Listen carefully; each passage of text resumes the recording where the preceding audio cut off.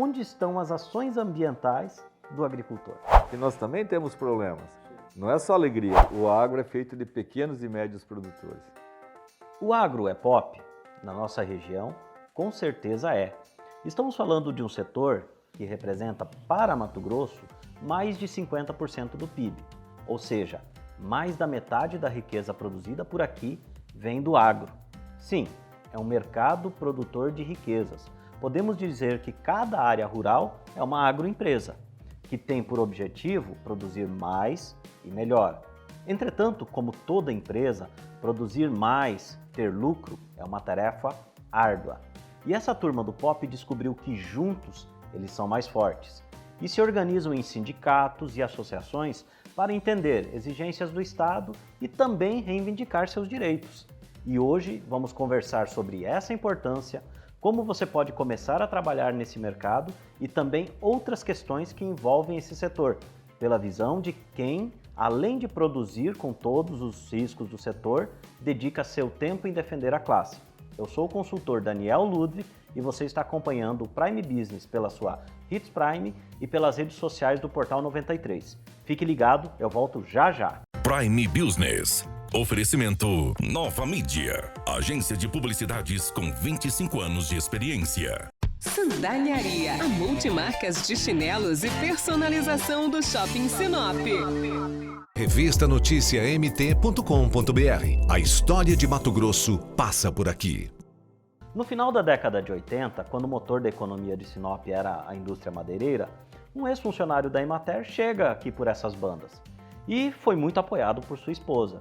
Então ele começa a vida por aqui. Primeiro, como funcionário de uma madeireira, depois resolve ser patrão, tendo um beneficiamento de madeira. Viu aqui, como dizem suas palavras, uma terra que tinha que ser domada, primeiro tirando a madeira, passando pelo gado e finalmente ter uma terra formada para a agricultura. Então, depois de 20 anos como madeireiro, ele decide comprar terras e virar agricultor. Isso já lá pelos anos de 2002. Porém, na crise de 2005, se vê junto a outros produtores num movimento que ficou conhecido como Grito do Ipiranga.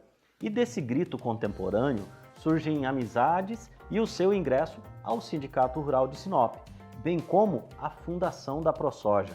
Uma epifania de como essa classe junta seria muito mais forte. E realmente conseguiram.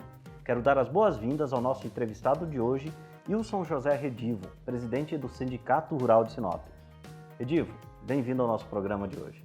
Nós que agradecemos estar aqui, eu acho que pela oportunidade que está sendo dada, estamos à disposição de todos.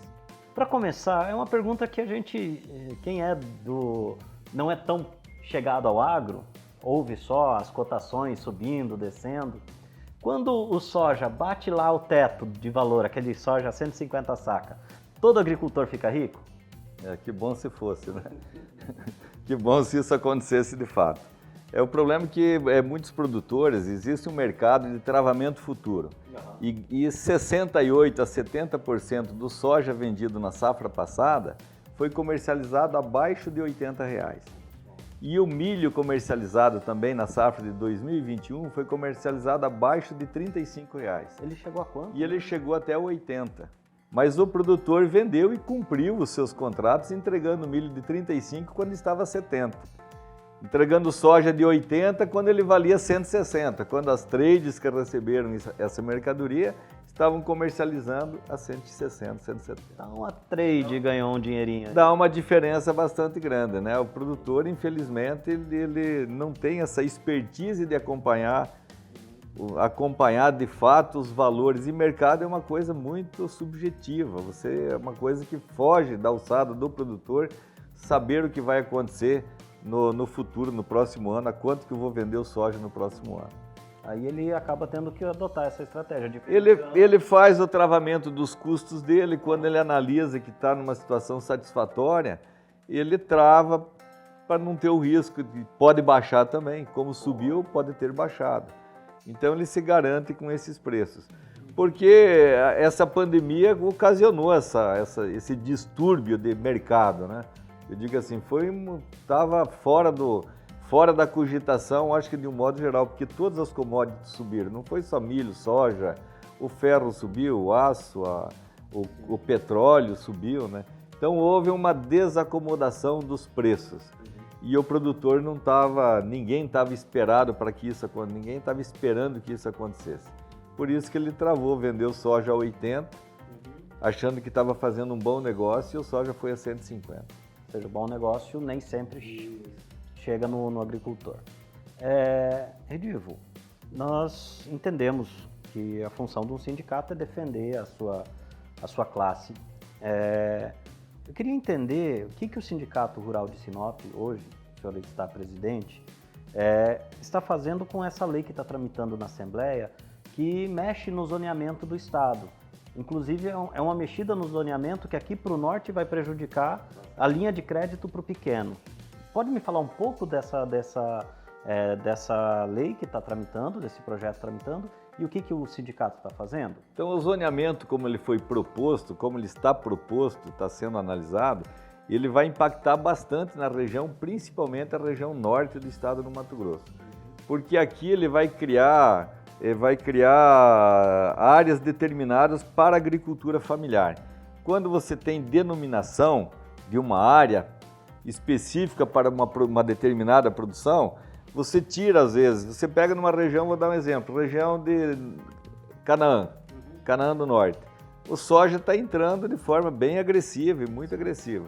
Se você diz que aquela área é propícia somente para a agricultura familiar, o produtor de soja ele vai estar impedido de acessar crédito para a cultura da soja, porque o crédito que vai ser destinado naquela região é para a agricultura familiar. Então, basicamente é isso, as linhas de crédito. E eu acho que você não pode, o governo não pode interferir na aptidão de uma propriedade. Eu acho que a propriedade é um direito do proprietário. E ele pode plantar agricultura familiar ou agricultura comercial. Eu acho que é ele que tem que ver o que é mais adequado para ele fazer na sua propriedade. Então, nós entendendo e vendo isso e analisando como foi proposto esse zoneamento, nós passamos a organizar junto com a classe política. Fizemos aqui uma grande reunião, naquela época foi virtual, porque não poderia ser presencial por conta do Covid, mas nós fizemos uma grande reunião virtual e convocamos todos os prefeitos, vereadores e a classe política dessa região para alertar do problema que o zoneamento pode engessar, sabe? Os efeitos maléficos que o zoneamento pode trazer para essa região, sendo aprovado da forma como está. E quem vai votar o zoneamento é a Assembleia Legislativa. Quem tem mais acesso com os deputados é a classe política. Então, acho que é uma ação dos prefeitos, dos vereadores, junto aos seus deputados, para que não permitam que isso aconteça. Um outro problema é o parque, é a criação de novas áreas de conservação. Nós já temos áreas de conservação, o estado do Mato Grosso tem mais área de conservação do que área plantada, muito mais. O estado do Mato Grosso planta hoje 12,5% do seu território, tem 61% preservado. Então nós não precisamos de mais áreas de conservação para engessar. E na nossa região tem uma área prevista, que é a reserva do Castanhal, de 3.400.000 hectares. É muita área, minha gente, para a reserva, é muita área, que vai impactar negativamente na nossa região, sendo aprovada dessa forma. Então a gente despertou o alerta junto com os políticos, para que os políticos façam o papel junto com os deputados para evitar que essa lei passe da forma que está. Exatamente. Então o sindicato está mobilizando uma ação política pela fez mobilização esse trabalho política. Porque eu acho que os prefeitos e vereadores têm muito mais acesso político dentro da Assembleia Legislativa. Então cabe a eles também fazer essa interlocução, porque eu acho que nós temos que somar força. É o poder público, é o poder da agricultura, as entidades organizadas. Então a ProSoja se mobilizou, os sindicatos se mobilizaram, a FAMAS se mobilizou. Então está havendo uma mobilização muito grande para discutir e você eliminar alguns entraves que venham a engessar a nossa região. Porque nós não precisamos de poder público para engessar. Eu acho que nós precisamos do poder público para facilitar o aumento da produção, que é o que nós precisamos. Você citou na resposta um pouco da parte de reservas.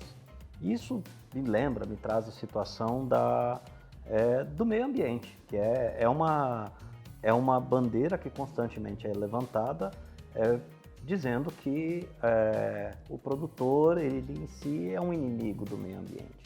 Eu queria aproveitar e perguntar para o senhor, onde estão as ações ambientais do agricultor? Mas isso você me responde depois do intervalo.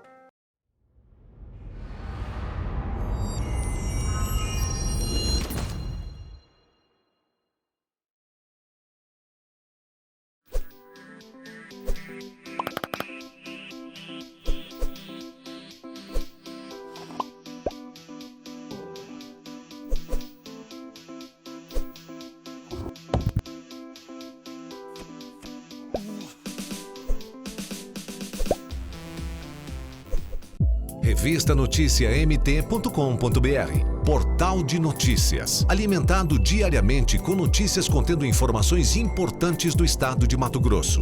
A história de Mato Grosso passa por aqui. Estamos de volta com o Prime Business. Sou o consultor Daniel Ludwig e hoje nós estamos conversando com Wilson José Redivo, o presidente do Sindicato Rural de Sinop. Redivo, antes do intervalo, nós falávamos justamente da questão ambiental. E algo que a gente sempre ouve, e é importante ter um representante da área aqui para compartilhar a informação, compartilhar como é visto, onde estão as ações ambientais do agricultor? Eu acho que o agricultor é a pessoa que mais preserva no mundo, né? Nós mesmos, nas nossas propriedades, hoje, nos é permitido abrir apenas 20% das nossas matas. Então, se eu tenho uma propriedade que é totalmente virgem, eu tenho só o direito de abrir hoje 20%. Até 2008 era 50%. Quem abriu até 2008 era 50%. Eu falo isso na nossa região, que é a região de mata. O Cerrado era 65%. Mas o nosso produtor, eu acho que nas propriedades nós preservamos em todos os momentos. Nós reciclamos 100% das nossas embalagens, dos defensivos, 100% são reciclados. Nós entregamos em um centro de recolhimento das embalagens, que é o CEARPA. O produtor entrega as embalagens para ser reciclado.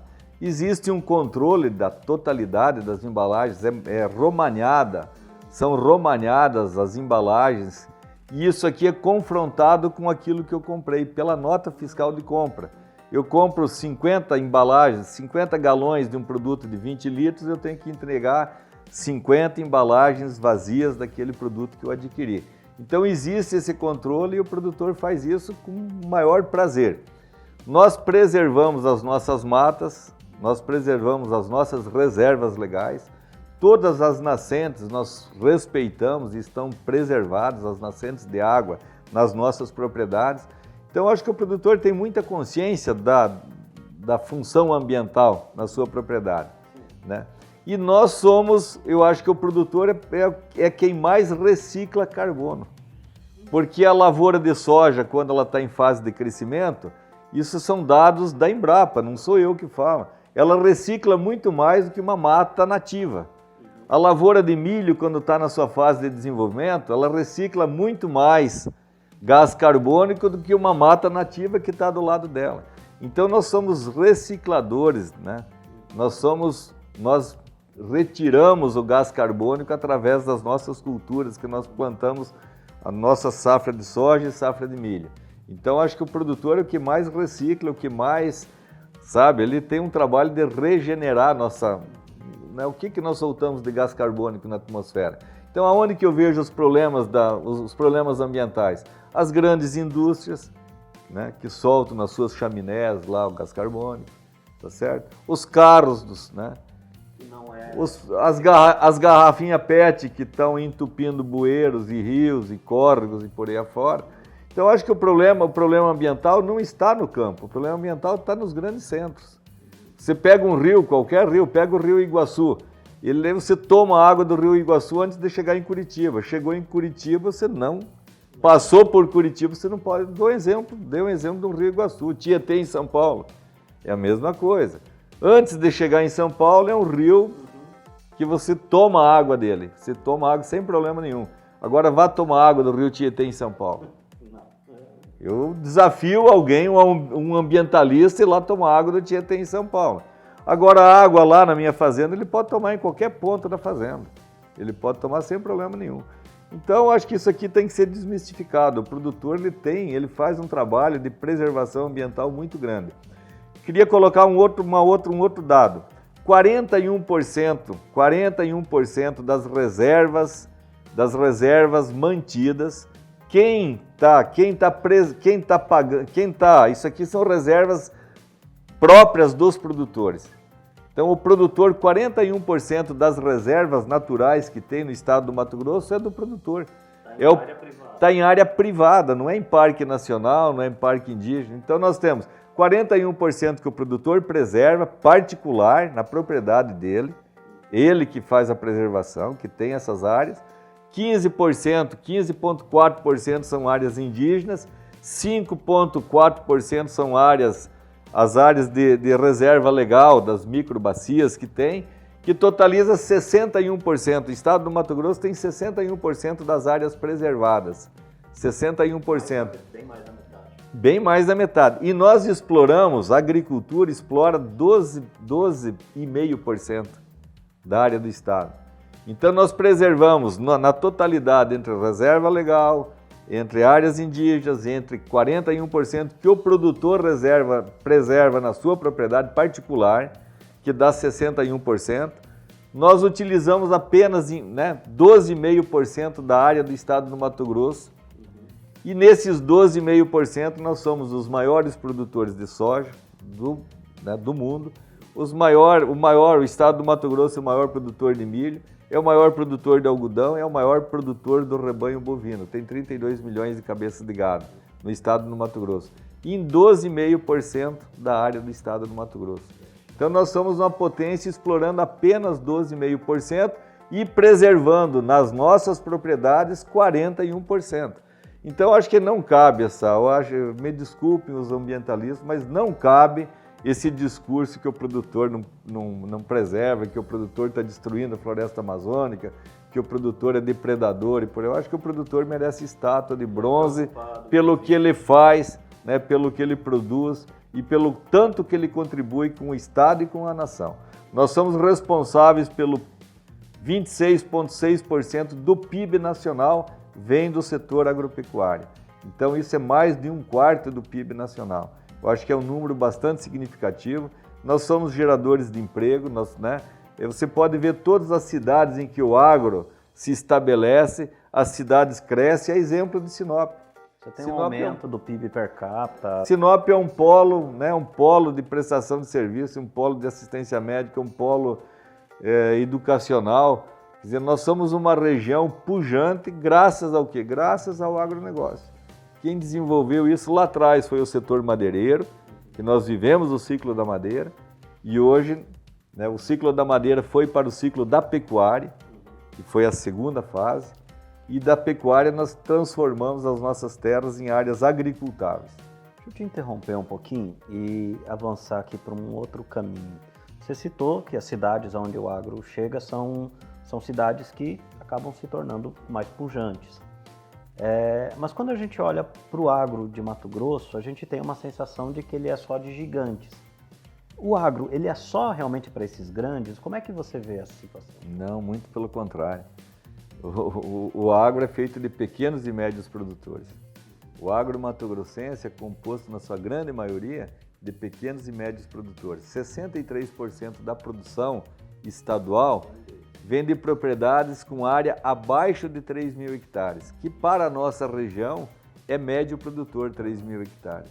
Então, 63% da produção mato-grossense vem de pequenos e médios produtores.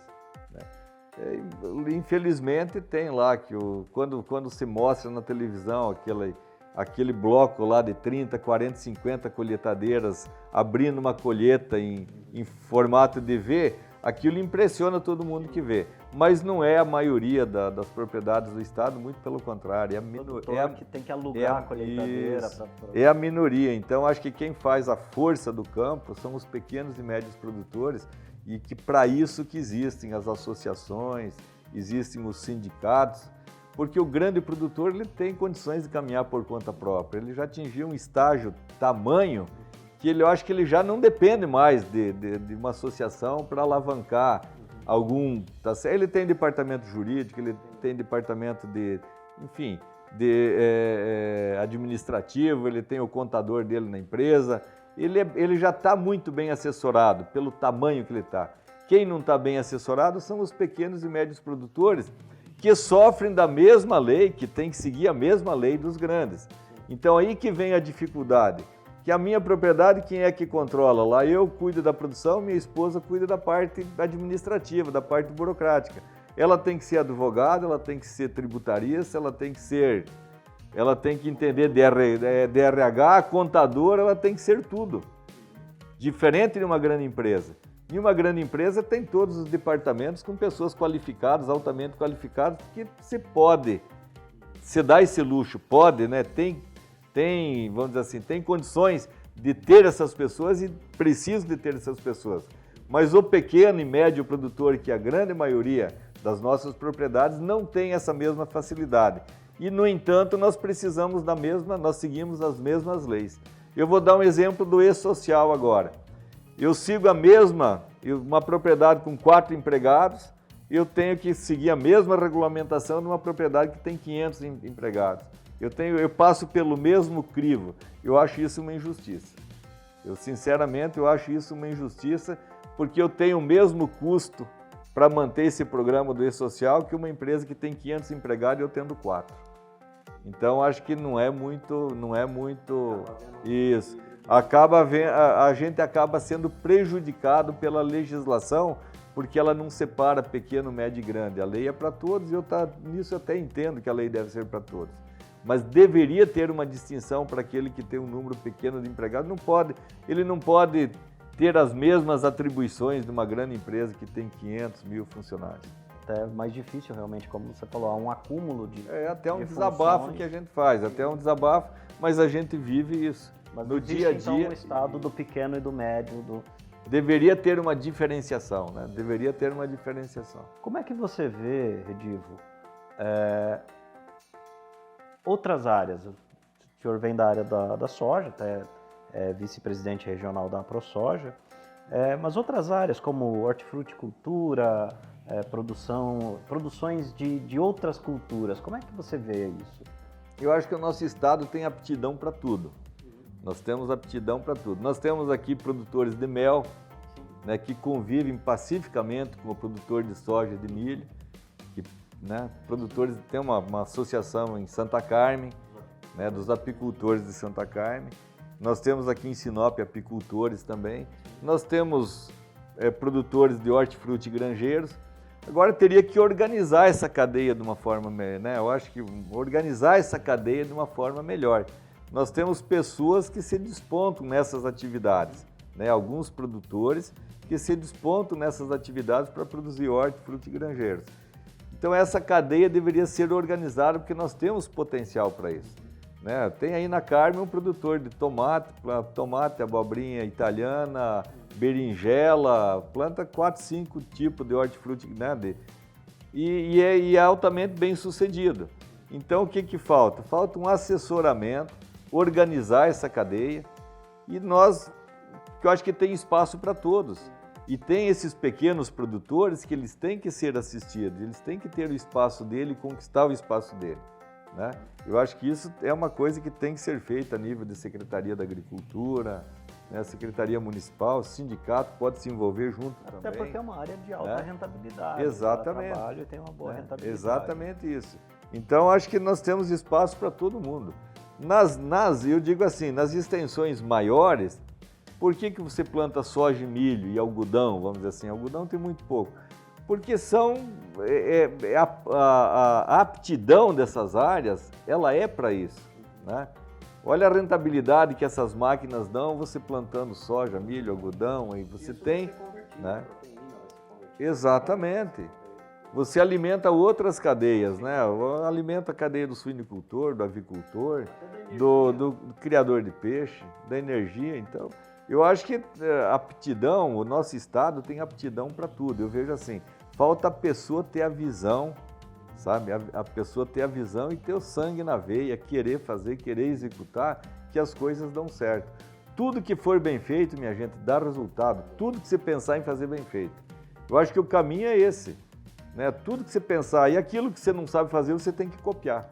Porque exemplos a gente tem de sobra, exemplos de boas ações. E não é feio você copiar uma boa ação. Acho que não é feio, muito pelo contrário. Eu acho que não tem que inventar roda, você tem que... Aquilo que está dando certo, você tem que copiar.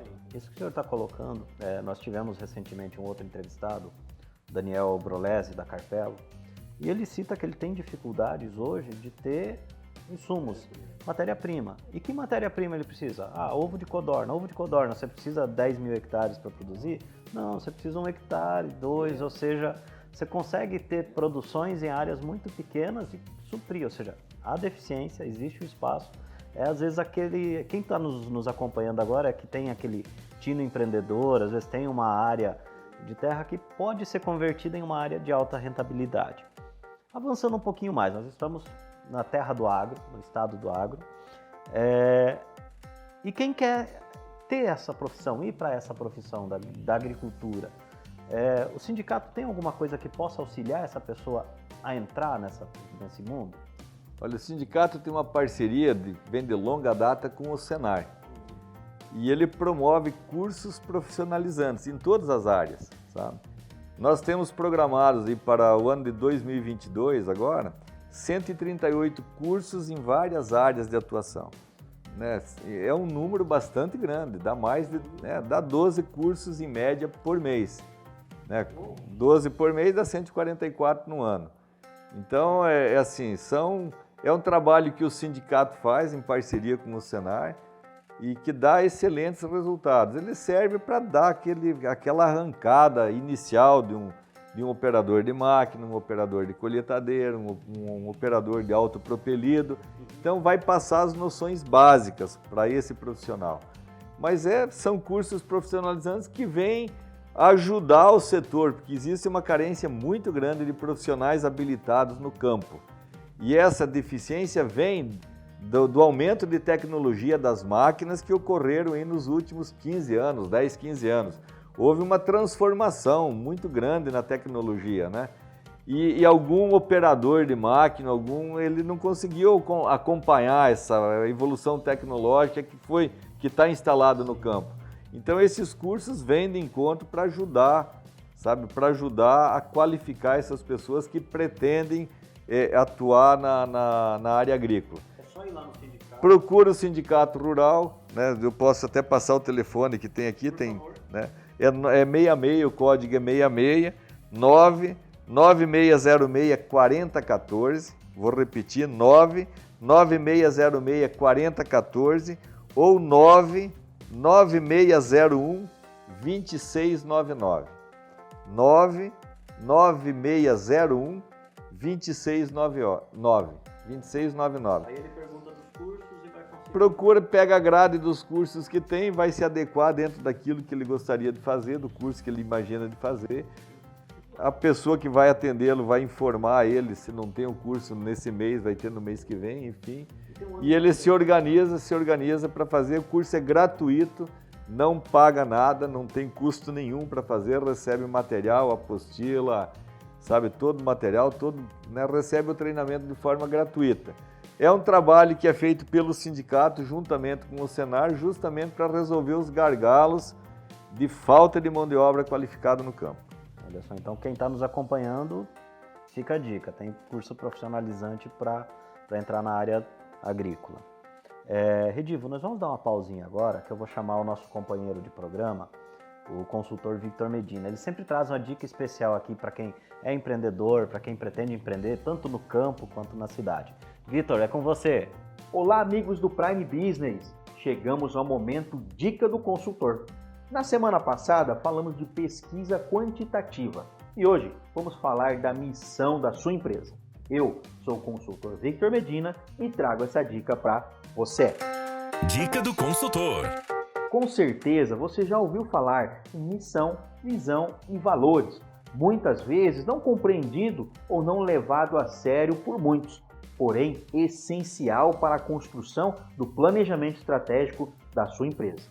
Mas o que é a missão de uma empresa? A missão de uma empresa é a razão da sua existência, o motivo pela qual a empresa existe e trabalha diariamente. O que sua empresa faz, o que ela produz, como ela produz. A missão também é um compromisso que a empresa faz com o mercado. Uma boa missão vai ajudar a sua empresa no desenvolvimento de planejamentos, vai trazer disciplina, além de nortear a cultura organizacional. Alinhamento de todos em uma única direção, consolidando objetivos da empresa. Para formatar uma boa missão, o primeiro passo é perguntar: por que existimos? Responda a essa pergunta e desenvolva uma boa missão para a sua empresa. Então, a dica do consultor de hoje é: tenha uma missão bem definida, seja disciplinado e siga a sua missão. Grande abraço, sucesso sempre! É com você, Daniel. Vitor, muito obrigado. E realmente, a missão é muito importante. Eu costumo dizer que ela é o mais forte dos planos de negócio de uma empresa. Vai te dizer para onde ir e como atuar. Seguimos aqui o Prime Business falando com Wilson José Redivo, presidente do Sindicato Rural de Sinop. Wilson, voltando agora para as perguntas, gostaria de entender melhor aqui. É pujante, a água é pujante. Mas o que faz a agricultura ser tão bom negócio aqui na nossa região? O que acontece que explodiu desse jeito? Nós temos algumas características que são muito inerentes ao setor agrícola e muito propícias para o desenvolvimento da agricultura nessa região. O produtor da nossa região, ele tem a possibilidade de fazer 2, 3 e até 4 safras em um ano, muito diferente de um produtor americano. O produtor americano ele tem que optar se ele vai plantar soja ou milho, por causa do período de frio que eles têm lá, de inverno muito intenso. Então, nós plantamos o soja, a safra de milho, que não é mais safrinha, é uma safra normal, né? E nós podemos colocar a terceira safra de pecuária em cima para colher a resteva do milho. Você pode plantar, quando planta o milho, jogar semente de braquiária no meio, você colhe o milho e a braquiária vem no meio do milho, você colhe o milho, joga o gado em cima, que é a terceira safra, ou você com irrigação, você pode plantar soja, milho, terceira safra de feijão e mais uma safrinha em cima, de uma outra gramínea, né? Você pode fazer você tem ciclo para fazer até 4 safras, mais 3 de forma muito natural e 2 sem contar com irrigação. Diferente do produtor americano, que ele tem que optar por uma safra. Então é um diferencial muito grande. Vocês vejam bem que nós otimizamos máquina, funcionários, o nosso tempo, tá certo? Porque nós, sem ter irrigação, saímos com 2 safras, enquanto os americanos só podem plantar uma, né? Então nós temos uma grande diferença. Sem contar que nós fizemos plantio direto, não revolvemos o solo, e a maioria dos produtores americanos tem que escarificar o solo para degelar o solo, para antecipar o plantio. Então eles têm uma atividade bastante onerosa, de um custo bastante alto, porque é um processo de escarificação que ele é pesado para ser feito. E eles têm que fazer todo ano. Então eu quero dizer assim, que a nossa região, ela tem um potencial produtivo incalculável. Eu sempre digo que aqui é o melhor lugar do mundo para se produzir. E não é ser falastrão, não é da boca para fora, porque isso se concretiza a realidade.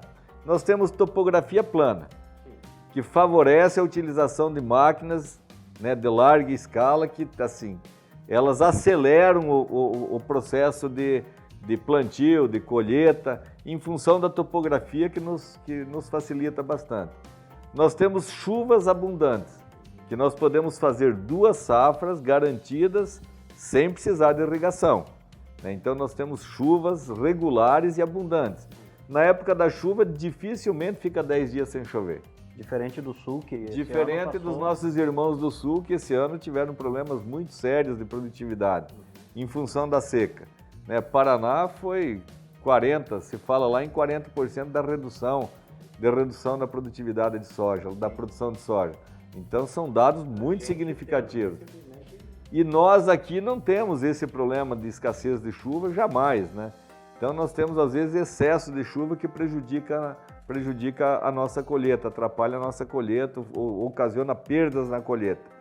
Mas enfim, nós temos então topografia, temos chuvas abundantes e regulares, que é o importante, são abundantes e regulares. E nós temos um outro fator que é muito importante aqui, que ajuda muito e pouca gente analisa isso, que é o sol. Nós temos dias longos com bastante horas de luz, que ajuda na fotossíntese. O soja da nossa região tem um teor de óleo maior do que o soja do sul, por conta disso, por conta dessa... Então, podemos dizer que o soja daqui teria que valer mais. Exatamente. Mas nós não vendemos teor de proteína, né? Infelizmente, você vende quilos de soja, né? Você vende toneladas de soja. Mas ele tem estatisticamente, nós temos o teor de proteína do soja aqui, é maior, é 1 a 2 pontos maior do que do sul, por conta da luminosidade, que a cultura faz mais fotossíntese. Então, esses fatores aí, aliado à evolução tecnológica que ocorreu nos últimos anos, proporcionou esse boom da agricultura na nossa região.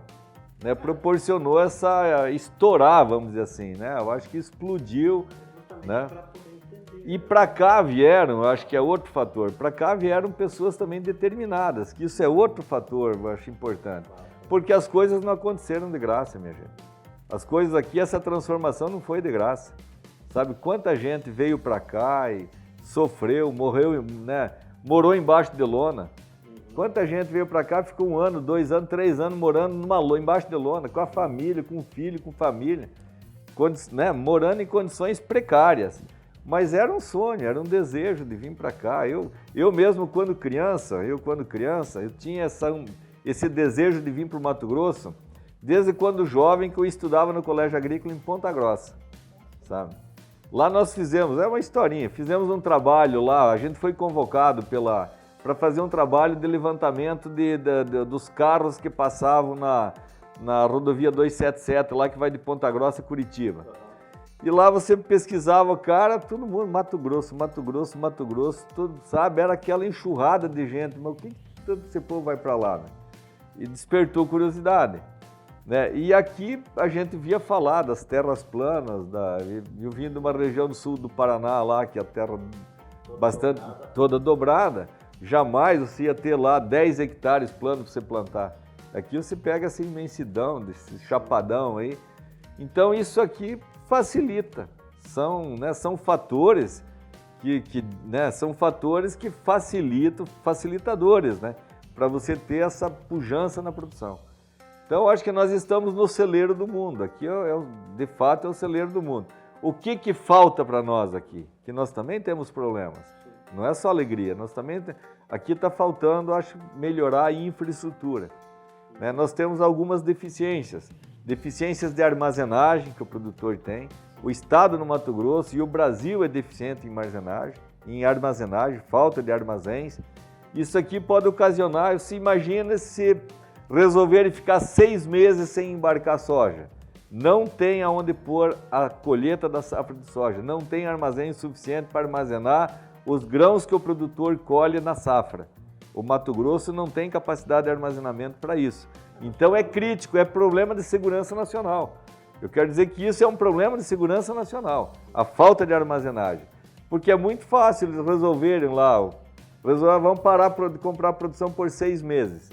Nós não temos o que fazer, minha gente. Isso é um problema muito sério. Vai perder, o produtor vai perder grãos porque não tem onde armazenar. Então nós temos gargalos de armazenamento, nós temos gargalos muito sérios de estradas, né, do escoamento da produção. A gente tem visto vídeos aí de companheiros aí que é triste de você ver tombando caminhão em buraco, que entra carreta, tomba, joga toda a carga de soja fora lá por conta das péssimas estradas, né? Então nós temos que melhorar, avançar na logística, e nós aqui não comporta mais você tirar essa quantidade de grãos sobre rodas. Nós precisamos urgentemente que a Ferrogrão se dê início. Isso aqui tem uma liminar impedindo a licitação dessa ferrovia no Tribunal Superior, né, no TSE, no STF, existe uma liminar que impede O impedimento que tem é uma área de 468 hectares na reserva do Jamanchim, e essa reserva do Jamanchim tem 858.600 hectares. 858.600 hectares, e o impedimento é por conta de uma área de 468 que vai ser afetada pela passagem da ferrovia. Então não tem sentido, não é problema ambiental que está travando. Isso fica muito claro que não é problema ambiental, porque 468 hectares, nessa imensidão de terra que tem no Amazonas, é uma coisa insignificante, é um grão de areia no deserto. É um grão de areia no deserto. Vamos fazer uma conta. O que você vai parar de emitir de poluente de diesel no ar? Meu Deus do céu. Levando por um trem ali. Ou seja, Meu Deus do céu. há um equilíbrio ambiental quase, dá para até pensar. Nós vamos salvar vidas aí, quantos acidentes ocorrem, quanto você está economizando. É um bem, a ferrovia é um bem para o meio ambiente e é uma necessidade que ela tem que ser resolvida. Então, acho que tá lá na mão de um ministro, a gente pede que seja julgada essa liminar, que por favor nos ajude o Brasil a crescer. Eu acho que isso aqui não é um problema da nossa região, é um problema do Brasil como um todo. Até porque a Ferrogrão, ela vai trabalhar como balizadora do frete, ela vai ser uma concorrente das empresas que já estão instaladas, que é a Rumo. A maior transportadora de commodities do Brasil é a Rumo, né? E a Ferrogrão vai ser uma concorrente da Rumo, ela vai atuar como uma balizadora de frete. Eu acho que essa é uma grande importância para o Brasil, que vai fazer com que o custo do Brasil baixe, que é um dos grandes problemas que nós temos. Hoje toda a nossa despesa portuária, né, taxas portuárias maior, despesa de transporte maior, energia nossa tem custo maior, tudo, entendeu? Eu acho que nós temos que baixar o custo do Brasil para a gente ter mais competitividade. Redivo, eu entendi até aqui muito bem a importância do agro. Ficou muito claro a importância de ter um agrupamento para se defender, que é o caso do sindicato. E eu acho que quem está nos acompanhando e trabalhe na área agrícola, seja um agricultor, entendeu também essa importância. Mas como é que faz então para se filiar hoje ao Sindicato Rural de Sinop? É caro? É proibitivo? Como é que essas pessoas podem estar junto com o Sindicato Rural defendendo as bandeiras do agricultor? Eu acho que assim é muito fácil. Eu acho que as entidades eu acho que fazem um excelente papel. Sabe? Se não fossem as entidades, sindicatos, a ProSoja, cooperativas, associações, né, FAMATO, AMPA, enfim, as entidades dos setores, de cada setor que tem a sua entidade de classe, eu acho que a gente estaria sendo engolidos com muito mais facilidade. Então essas entidades fazem um trabalho de rebater os excessos, sabe? De rebater os excessos, e eu digo os excessos governamentais, que geralmente os excessos vêm de quem quer nos controlar, de quem quer controlar, né? Que é o governo que tem essa sede controladora da população como um todo. E não é só o setor agrícola que é controlado, é a sociedade civil como um todo, é o comércio, a indústria, enfim. Cada um tem os seus problemas e cada um tem as suas entidades de classe que representam os seus setores. E nós, no sindicato, a gente procura desenvolver o papel da melhor maneira possível, ser um representante à altura do que os produtores merecem, porque o produtor merece ter um bom atendimento, merece ser bem representado pelo que ele é e pelo que ele faz. O sindicato está de portas abertas para convidar todos os produtores. Nós temos hoje em torno de 250 associados, é um número bastante pequeno, eu digo assim que pode ser aumentado muito esse número. E lá nós cobramos uma anuidade, já que se abriu espaço para falar, se é fácil, não é?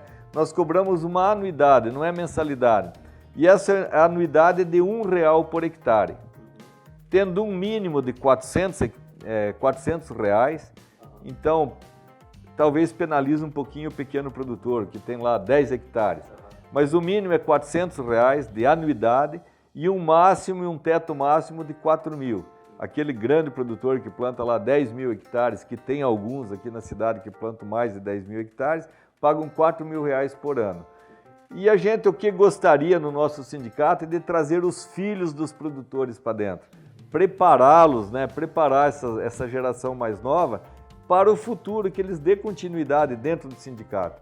Então esse é um trabalho que a gente fez. O produtor se associa se ele tem um filho que trabalha junto com ele na propriedade, ele passa a ser um sócio agregado, e esse sócio agregado, que é o filho, ele tem direito de votar e ser votado na mesma anuidade do pai.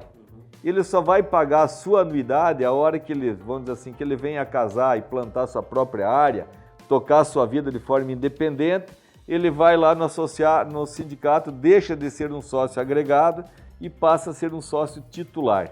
Né? Mas ele, como filho de um produtor, ele vai ter os mesmos direitos de um sócio titular. Então isso foi nessa gestão que a gente criou essa possibilidade para trazer justamente o mais jovem para dentro do sindicato. E nós, aproveitando o espaço que está sendo dado, convidamos todos os produtores, aquele que não está sendo sócio ainda, participe do sindicato rural, participe de uma cooperativa, ou participe, entre numa associação, que só unidos a gente é mais forte. Eu acho que o nosso lema do sindicato é só unidos seremos mais fortes. E nós precisamos dessa união de forças, justamente é aquela historinha lá, você pega uma vara de bambu, você vai lá e você quebra uma vara de bambu. Se eu pegar 10 varas de bambu num maço, eu não consigo quebrar essas 10 varas de bambu. Então aí vem o resultado de que só unidos seremos mais fortes. Essa é a mensagem que a gente deixa, a gente conclama aquele produtor que não é associado ainda, venha lá bater um papo com a gente, venha ver o que a gente pode oferecer, o que a gente faz, o trabalho que o sindicato faz, e talvez você vai ter uma visão diferente do que é o sindicato rural. Né? Vai ter uma visão diferente daquilo que é o sindicato rural, que ele atrapalhar você com certeza jamais ele fará, mas a intenção da gente sempre é buscar a solução dos problemas que atingem a nossa classe. Aproveitando aqui, eu acho que assim, ontem mesmo nós fomos a Cuiabá, visitamos o secretário de Segurança Pública, e eu não vou adiantar porque a semana que vem eu acho que não, mas eu só posso dizer assim que teremos boas notícias para Sinop no tocante à segurança pública, no controle à criminalidade no campo principalmente. E isso também é trabalho que a gente começou fazendo. Nós temos um trabalho bem forte com o comando da Polícia Militar e toda a Polícia Militar. Foi criado um grupo de trabalho que visa aí coibir as ações, as ilicitudes no campo. Foi criado um grupo de WhatsApp. Se acontece alguma irregularidade numa fazenda, um roubo numa fazenda, esse grupo todo ele trabalha de forma unida. E esse trabalho que vai ser feito, a novidade que vai ser feita aqui, vem de encontro com o fortalecimento desse grupo aqui. Vão ser desenvolvidas ações para dar suporte para que esse grupo pegue os criminosos com a mão na botija. Então, acho que isso é um trabalho também da entidade. Essa interação com a Polícia Militar, essa soma de esforços que é feita na comunidade, eu acho que a gente está juntos, né? Juntos, sindicato, Polícia Militar, ação da Secretaria de Segurança Pública, a gente consegue chegar lá com mais facilidade. Edivo, foi muito bom. Lamentavelmente, nosso programa está chegando ao fim. Queria deixar aberto aqui agora ainda um espaço. Se você quiser falar mais alguma coisa que a gente, de repente, não colocou durante o programa, que você julga importante, algum recado para quem está nos acompanhando aí, antes da gente encerrar essa grande entrevista. Eu acho que eu fico bastante feliz de poder estar aqui. Espero que a gente tenha levado uma mensagem de otimismo.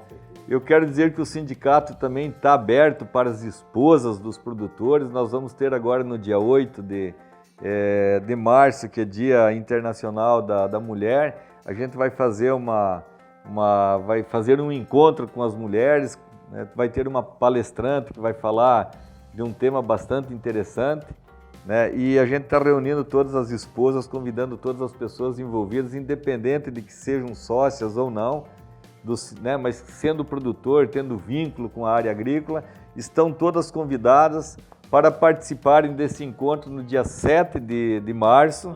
No dia 7 de março, uma segunda-feira, a partir das 18h30 no Sindicato Rural. E a gente pede que faça uma inscrição para a gente ter um controle que vai ser oferecido um coquetel. Então, para a gente melhor servi-las e programar melhor esse encontro. Agradecer a todos os produtores que participam do sindicato, que eu acho que o sindicato só é forte com a participação de todos. E a gente se coloca à disposição e está sempre de portas abertas lá, até para futuras entrevistas com vocês aqui, porque eu acho que vocês ajudam bastante a levar a nossa mensagem para a coletividade no modo geral.